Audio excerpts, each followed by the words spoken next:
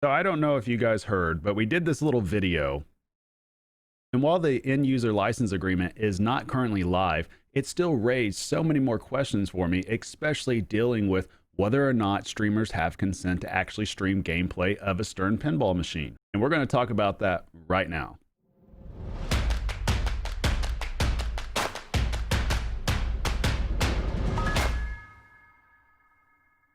So a couple of videos ago caused quite the stir, didn't it? First and foremost, guys, I got to keep it 100 with y'all. And the fact is that Stern is not the bad guy in this situation. I know a lot of people wanted to get their pitchforks out, and seeing this end user license agreement angered a lot of people. But here's the reality of it. This is just part of business, and Stern has to protect their IP. That's fundamental, universal business truth.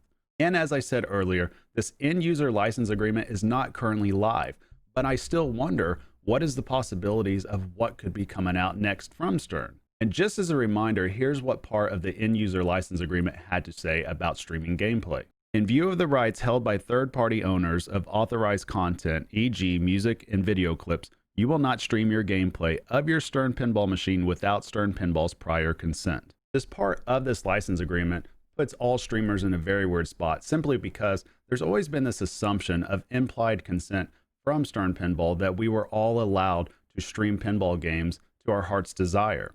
And what happens is seeing this on an actual legal document pretty much makes it to where the rubber has to meet the road at some point dealing with this issue. Obviously, this is put in place to indemnify Stern, as we established before with the previous video. However, it is not in Stern's best interest to actually enforce this. In fact, it is really rare for any gaming company to actually attempt to enforce any of this when you're dealing with streaming, simply because the amount of publicity that you actually get just from having your game on a stream in front of a crowd that you don't even have to pay for, that in itself is well worth the price of admission. The big caveat to all of this, though, is the fact that all these gaming companies actually own their IP more times than not. And with Stern Pinball, they're obviously getting a license for this IP, and they're not the sole owners of it.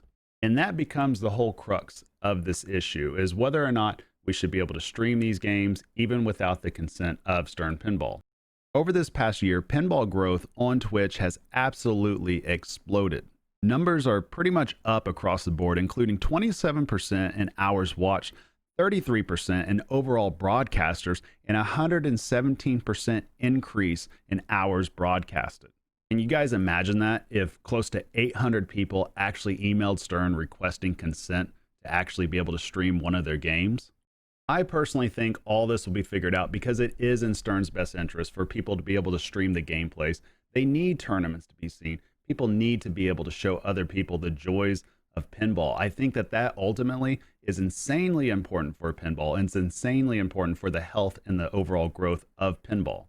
The big question becomes, for the people that are on Twitch, that do have subscribers, that they have donations, they're either affiliated or they're even ultimately partnered, are they covered? And while that might not be as big a deal to other people, it is a big deal for the people that are streaming, that have their channels that are up for grabs in this instance. And I get it. A lot of people don't think something like that is possible. It's not going to happen because of small fish and stuff like that. But here's a fact. I actually have a private video on YouTube of just me and my kids playing Connect 4. And guess what? It got a copyright strike. And that was legit with 3 views. I think I was probably the only one that's actually watched this, and I guess a bot somewhere. And that's the biggest issue coming up. The fact that there will be live DMCA bots coming in the future. And it's a computer program, guys. It won't have to have somebody manually going through all this. And that is the biggest issue of all. Will streamers be safe from this? And unfortunately, these are questions in which I don't have any answers for. I don't think anybody in the industry really has answers for.